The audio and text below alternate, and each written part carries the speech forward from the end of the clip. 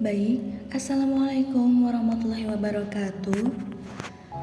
Bertemu lagi dengan saya Dia Ulaningrum pada pembelajaran ilmu pengetahuan sosial kelas 8. Kali ini kita masuk pada pertemuan kedua dengan materi yakni kedatangan bangsa barat ke Indonesia.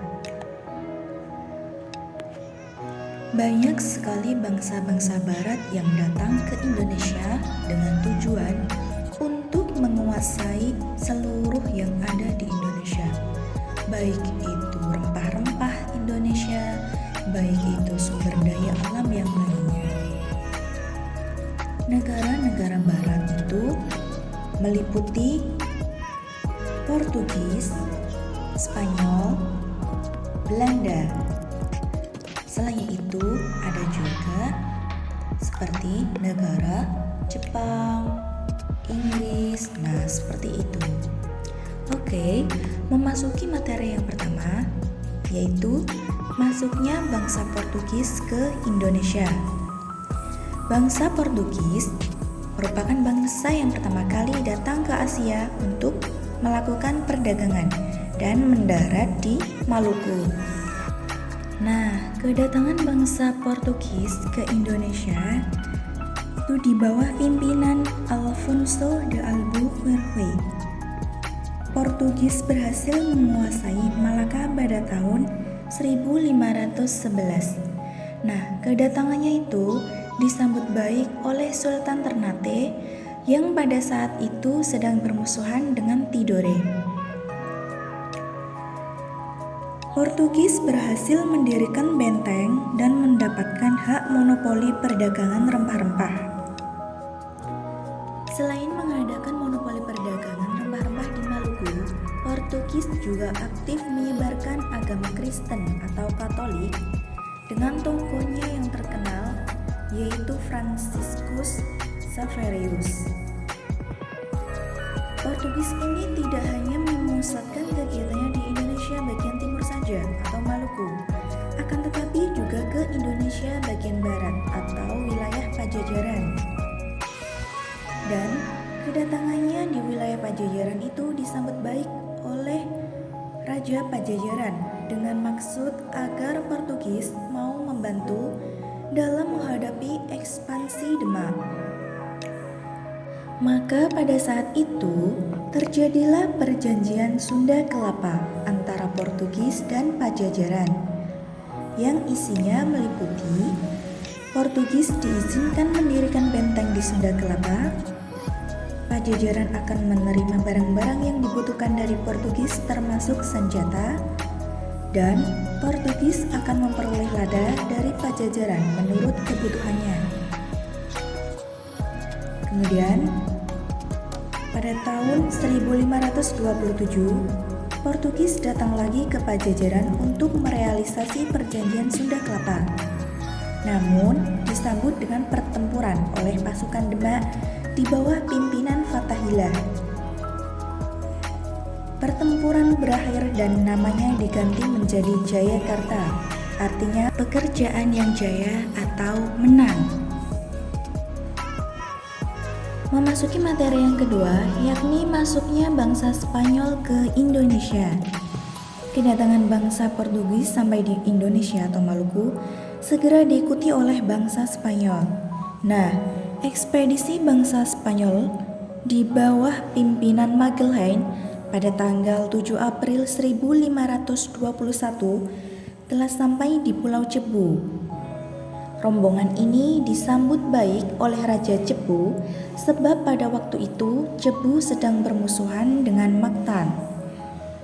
Persekutuan dagang Cebu ini harus dibayar mahal Spanyol sebab dalam peperangan ini Magellan terbunuh.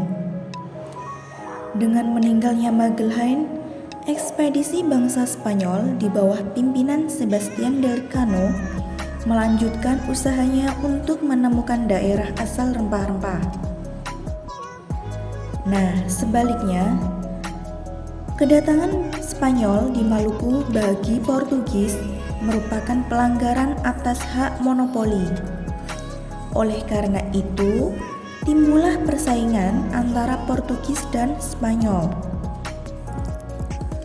Sebelum terjadi perang besar, akhirnya diadakan Perjanjian Saragossa pada tanggal 22 April 1529 yang isinya yakni Spanyol harus meninggalkan Maluku dan memusatkan kegiatannya di Filipina.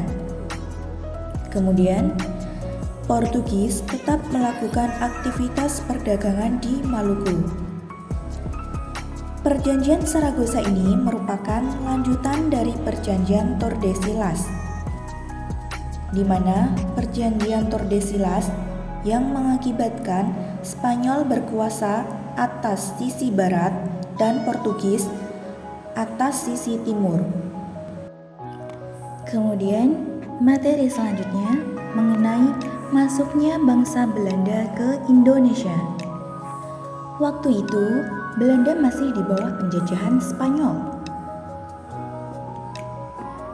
Belanda tidak lagi mengambil rempah-rempah dari Lisabon karena Portugis dikuasai oleh Spanyol pada waktu itu.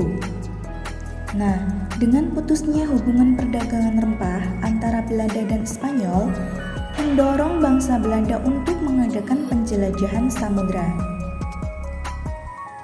Belanda memulai pelayaran menuju Nusantara dengan 4 buah kapal di bawah pimpinan Cornelis de Houtman, menempuh rute dari pantai barat Afrika, Tanjung Harapan, Samudra Hindia, Selat Sunda, hingga sampai ke Banten. Pada mulanya, kedatangan Cornelis de Houtman diterima baik oleh masyarakat Banten dan juga diizinkan untuk berdagang di wilayah Banten. Namun, karena sikapnya yang kurang baik, sehingga orang Belanda kemudian diusir dari Banten. Selanjutnya, orang-orang Belanda tersebut meneruskan perjalanan ke timur dan pada akhirnya sampai di wilayah Bali.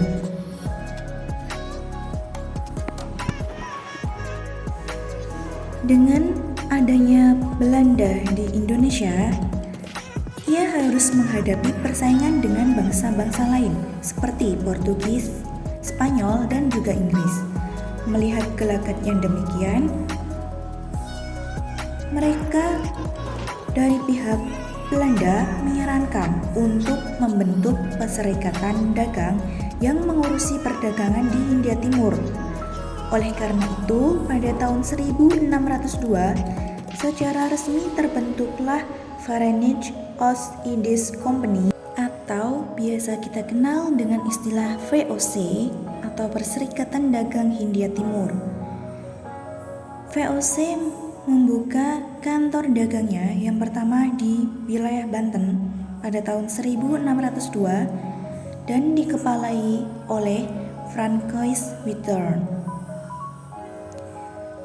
Nah, mungkin demikian yang dapat saya sampaikan mengenai materi masuknya bangsa-bangsa barat ke Indonesia. Semoga bermanfaat bagi kita semua. Kurang lebihnya saya mohon maaf. Wassalamualaikum warahmatullahi wabarakatuh.